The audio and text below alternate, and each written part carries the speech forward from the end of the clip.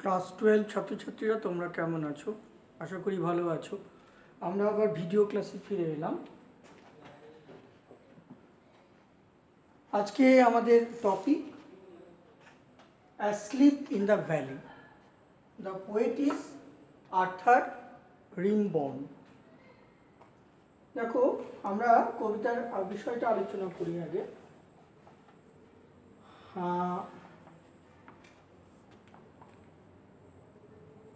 The poem Asleep in the Valley is written in the model of an Italian sonnet that has 14 lines divided by octave and sestet.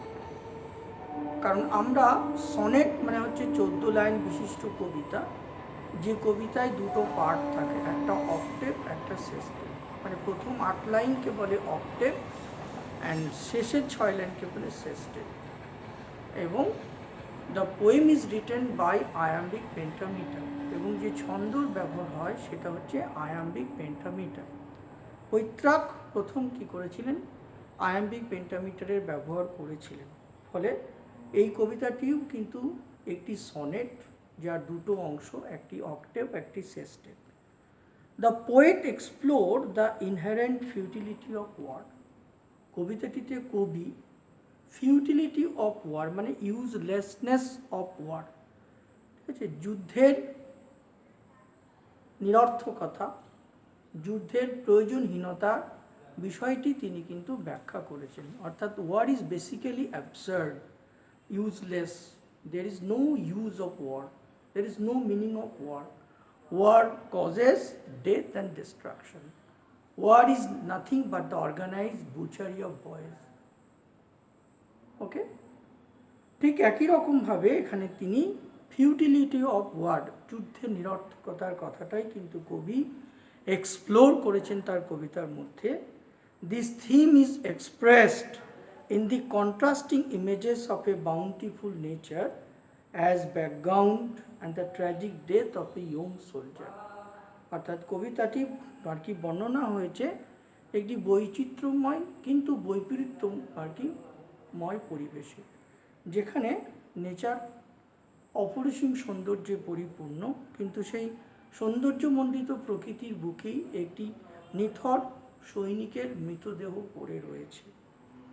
In the midst of the nature splendour, মানে অপরূপ প্রাকৃতিক শোভামণ্ডিত প্রাকৃতিক পরিবেশে একটি সৈনিক bullet বৃদ্ধ অবস্থায় মারা গেছে এবং সে পড়ে রয়েছে ঘাসেদের ওপরে বা আর কি বা ঝোপঝাড়ের ওপরে মাথা রেখে, যেন মনে হচ্ছে সে শুয়ে আছে, কিন্তু অ্যাকচুয়ালি তার নিথর শরীরটা শুয়ে আছে, তার প্রাণ কিন্তু চলে গেছে।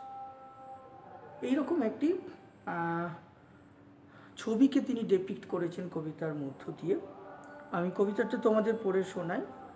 এ স্মল গ্রিন ভ্যালি, একটি ছোট্ট সবুজ উপত্যকা, হোয়ার এ স্লো স্ট্রিম ফ্লোজ, যেখান দিয়ে একটি ছোট্ট ক্ষীণ জলধারা ন্যারো স্ট্রিম বয়ে গেছে। তাহলে ভ্যালি একটি কি সবুজ গাছপালা ঝোপঝাড় সমন্বিত উপত্যকা, যা নিচ দিয়ে একটি স্ট্রিম অর্থাৎ জল আর কি প্রবাহ ফ্লো করছে, and leaves long stand of silver on the bright grass, এবং উজ্জ্বল ঘাসেদের ওপরেই কি রয়েছে? লিভস লং স্ট্যান্ডস, ঠিক আছে, লং স্ট্যান্ডস মানে লম্বা, ঠিক আছে, সিলভার রূপালী বর্ণের, ঠিক আছে, আর কি তোমার পাতাগুলো কি রয়েছে? দাঁড়িয়ে রয়েছে। From the mountain top stream the sun rays, এবং ওই পর্বতের উপত্যকার উপর থেকে সূর্যের আলো প্রতিভাত হচ্ছে। দে ফিল দ্য হলো ফুল অফ লাইট, এবং গোটা উপত্যকাটাই সূর্যের আলোকে ঝলমল করছে। এ সোলজার, একটি সৈনিক, ইজ ভেরি ইয়ং, একটি যুবক সৈনিক, লাইজ মানে শায়িত আছে, ওপেন মাউথ মিন্স হচ্ছে মুখটা হা করে, খোলা, মুখটা খোলা রয়েছে, খোলা অবস্থায়, হাঁ করা অবস্থায় সে একটি শৈলিক শুয়ে আছে।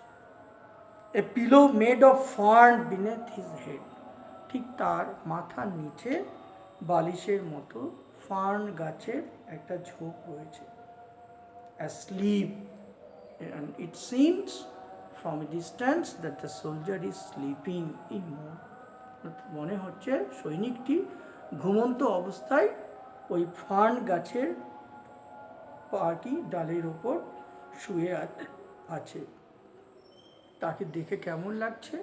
হি is looking pale in his warm green sunsoaked bed, অর্থাৎ সবুজ ঝোপঝাড় গাছপালা সমন্বিত উপত্যকার ওপর, অপরদিকে সানসোকড বেড মানে সূর্য রশ্মি প্রতিভাত হচ্ছে, সূর্যের আলোকে আলোকিত এবং সূর্যের উত্তাপে উত্তপ্ত মাটির ওপর, সবুজ গাছপালার ওপর তার নিথর বিবর্ণ উষ্ণ শরীরটি শুয়ে আছে। His fit among the flowers, যেহেতু ঝোপঝাড়ের মধ্যে শায়িত, সুতরাং ফুলের গাছেদের মধ্যে তার পা দুটো ছড়িয়ে রয়েছে। অ্যান্ড হি ইজ স্লিপিং, সে ঘুমোচ্ছে। His smile is like an infant, তার মুখের যে হাসি, the smile that is hovering over his face is just looking like the smile of an infant, looking gentle without guile. Ah, nature keeps him warm. প্রকৃতি আর কি উদ্দেশ্যে কবি বলছেন, nature, nature অর্থাৎ হে প্রকৃতি, কিপ হিম ওয়ার্ম, তাকে উষ্ণ রাখো। হি মে ক্যাচ কোল্ড, তার ঠান্ডা লেগে যেতে পারে, হে প্রকৃতি তুমি তাকে উষ্ণ করে রাখো, তার শরীরটা ঠান্ডা হয়ে যেতে দিও না। কারণ আমরা জানি মানুষ মরে গেলে তার শরীর ঠান্ডা হয়ে যায়। The humming insect don't disturb his rest, অর্থাৎ lets nature look upon him so that the humming insect, অর্থাৎ ভ্রমণরত পতঙ্গগুলো, ইনসেক্টরা যাতে তার ঘুমের ডিস্টার্ব ঘটাতে না পারে। হি স্লিপ ইন সানলাইট, রৌদ্রোজ্জ্বল পরিবেশে সে ঘুমোয়। One hand on his breast, যার একটি হাত বক্ষের ওপরে মাটি, তার বক্ষস্থলের ওপরে। অ্যাট পিস, যেন মনে হচ্ছে এক অনাবিল শান্তিতে, এক নিরবিচ্ছিন্ন শান্তিতে সে যেন ঘুমিয়ে আছে। In his side there are two red holes, আর তার পাশেই দুটো গর্ত তার শরীরে, মানে দুটো ফুটো মিনস হচ্ছে দুটো বুলেট তার শরীরকে কি করেছে, ভেদ করেছে। তাই দুটো লাল রক্তাক্ত গর্ত রয়ে গেছে তার শরীরের উপর। এই হচ্ছে ছোট্ট একটা কবিতা, ঠিক আছে? তাহলে আবার একবার পড়ে আমি শোনাচ্ছি। A small green valley where a slow stream flows and leaves long stand of silver on the bright grass. From the mountain top stream the sun's rays, they fill the hollow full of light. A soldier very young lies open mouthed, a pillow made of fern beneath his head, asleep, stretched in the heavy undergrowth. Pale in his warm, green, sun-soaked bed, his feet among the flowers, he sleeps. His smiles is like an infant's, gentle without guile. Nature keeps him warm. He may catch cold. The humming birds, insect don't disturb his rest. He sleeps in sunlight, one hand in one breast, at peace. In his side there are two red holes. ওকে, এই হচ্ছে কবিতার বিষয়। দেখো, কবিতার বিষয়টা আমি তোমাদেরকে একটুখানি কি করি, বাংলায় শেয়ার করি, তাহলে বুঝতে পারবে। অষ্টক অংশে অর্থাৎ অক্টেভে কবি যেটা আলোচনা করেছেন সেটা কি, যে এটা চারিদিকে উঁচু পাহাড় দিয়ে ঘেরা একটি সবুজ উপত্যকা, আস্তে আস্তে বয়ে চলেছে একটি নদী, তা যেন ঘাসের ওপর রুপুলি ফিতের মতো বিছিয়ে আছে। যেহেতু সূর্য পাহাড় চূড়া থেকে ঘাসের উপর দিয়ে আলো বিকিরণ করছে, সূর্যরশ্মি যেন তার উজ্জ্বল আলো দিয়ে উপত্যকাটাকে আর কি উজ্জ্বল করে রেখেছে। একজন যুবক সৈনিক ঈষৎ খোলা মুখে ফার্ন লতার তৈরি বালিশ দিয়ে ঘুমোচ্ছে, সেই যেন একটু ঘুমিয়ে নিচ্ছে এবং উপত্যকার ঝোপঝাড় গাছপালা তার জন্য মনে হচ্ছে সবুজ বিছানা পেতে দিয়েছে, যা সূর্যের শক্তি শোষণ করছে।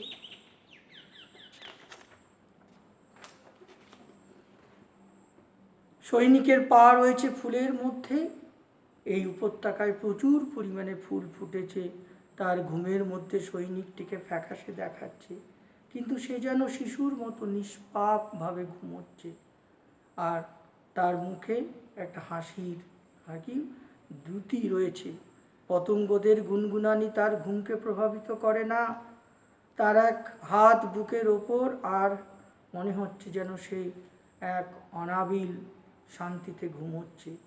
তার কাছ থেকে দেখলে, খুব কাছ থেকে দেখলে অবশ্যই বোঝা যাচ্ছে যে সৈনিকের দেহের পাশের দিকে দুটি গুলির গভীর ক্ষত রয়েছে। কেমন? এই হচ্ছে কবিতাটার বিষয়। কেমন? এবারে দেখো, এই কবিতাটার পড়ার পরে তোমাদের কি করতে হবে, যে সমস্ত প্রশ্ন উত্তরগুলো রয়েছে সেই প্রশ্ন উত্তরগুলো করতে হবে। কেমন? যেমন ধরো আচ্ছা, যেমন ধরো তোমাদের যদি এমসিকিউ আসে তাহলে এমসিকিউ করতে হবে। যেমন প্রথমে আমি বলি, the valley where the soldier is lying dead is deep, তাহলে অপশান হচ্ছে ডিপ। এখানে রয়েছে বিগ, স্মল, লং আর ডিপ, তাহলে ডিপ লিখতে হবে। The poem asleep in the valley is a sonnet, an ode, a song, a lyric, and the answer is it's a sonnet. Next হচ্ছে Asleep in the Valley is a Poitrachian sonnet, Shakespearean sonnet, Spenserian sonnet, a Hoppinian sonnet. The answer is it's a Poitrachian sonnet. The stream that flows to the valley is swift, clean, slow, none of these. It's slow. Okay, the grass on the valley appears yellow, fresh, silvery, and bright. Silvery. The rays of the sun are compared with the stream, pool of fire, beauty of flower, none of this. So the rays of the sun are compared with beauty of a flower. The hollow is filled up by water, heat, silence, and light. The hollow is filled by the light of the sun. Okay, এরকম করে তোমাদের কি করতে হবে, MCQ করতে হবে। কেমন? আচ্ছা, তারপরে দেখো বলছে এখানে, in the poem asleep in the valley the poet uses the expression very young. Very ইয়ংটা কোন অর্থে ব্যবহার করা হয়েছে? ভেরি ইয়ং শব্দটাকে আমরা কোন অর্থে ব্যবহার করেছি? তাহলে তুমি কি বলবে? To emphasise that the soldier sleeping peacefully has a robust health. Number 2, to express his bitterness as how young men are sacrificed at the altar of war. Number 3, to express his apprehension that the soldiers may catch cold and also to urge nature to keep him warm. Number 4, to highlight the theme that youth and beauty do not last. And the answer is B, to express his bitterness as how young men are sacrificed at the altar of age.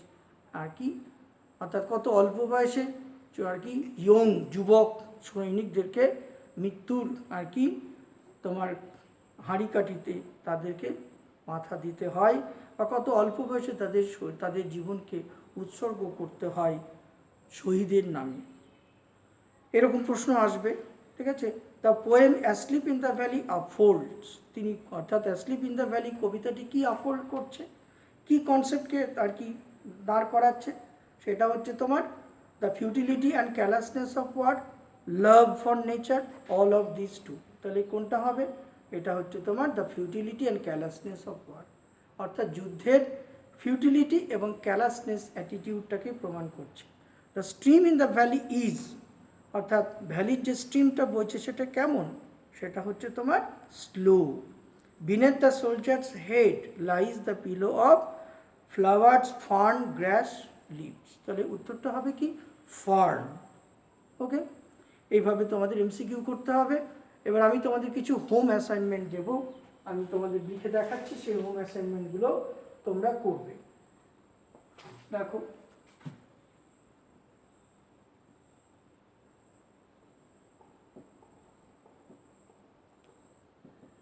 home assignment. Question number 1. What are the sun rays compared with? What are the sun rays compared with? এই কোশ্চেনটা করবে। Number 2. How does the stream look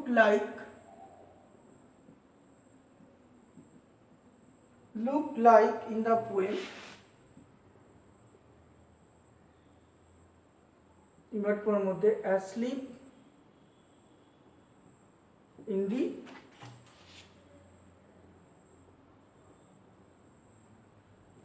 in the valley. Number 3. How is the young soldiers lying? How is the young soldiers lying? Number 4. How is the bed of the dead soldier? How is the bed of the dead soldier? Number 5. What is meant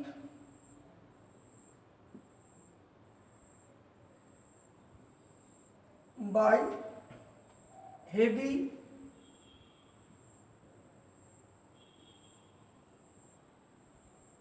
undergrowth? Number 6. How does the soldier lie? How does the soldier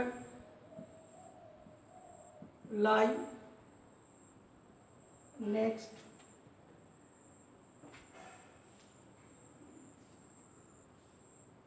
What is there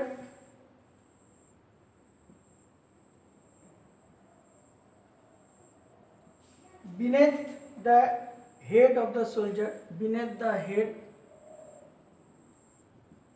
of the soldier. Number 8. What role is played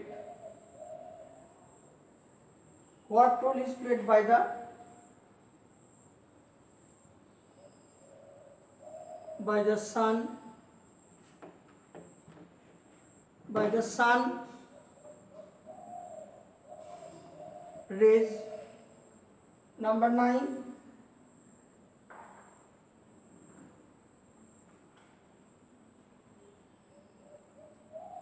How is the grass in the green? How is the grass in the green valley? Number 10.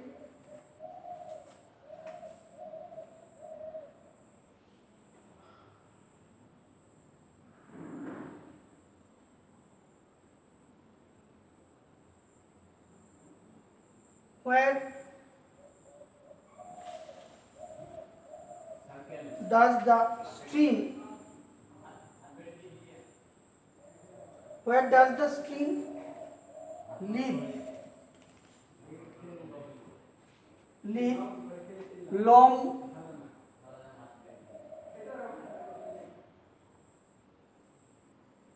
Long stands of silver. তাহলে এই প্রশ্নগুলো 1 নাম্বারের প্রশ্ন। তাহলে তোমরা এই আর কি প্রশ্নগুলো আর কি অনুশীলন করতে পারো। তার সঙ্গে আর কি কয়েকটা লং কোশ্চেন করবে, সেটা হচ্ছে কি, কয়েকটা লং কোশ্চিন করবে, সেই কোশ্চিনটা আমি তোমাদের বলে দিই।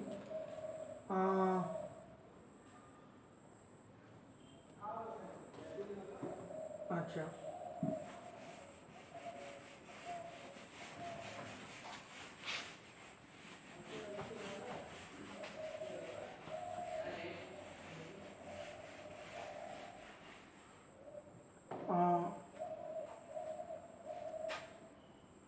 write the poet's attitude revealed in the poem Asleep in the Valley।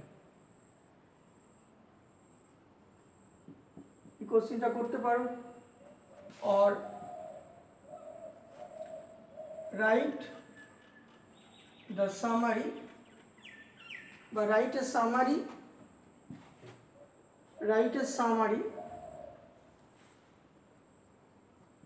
of the poem, এই কোশ্চেনটা করতে পারো। অথবা আর একটা কোশ্চেন করতে পারো,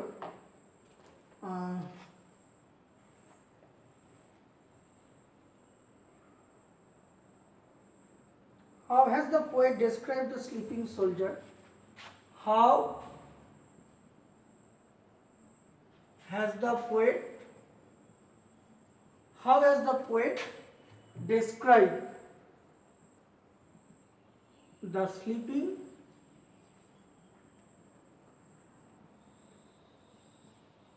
soldier?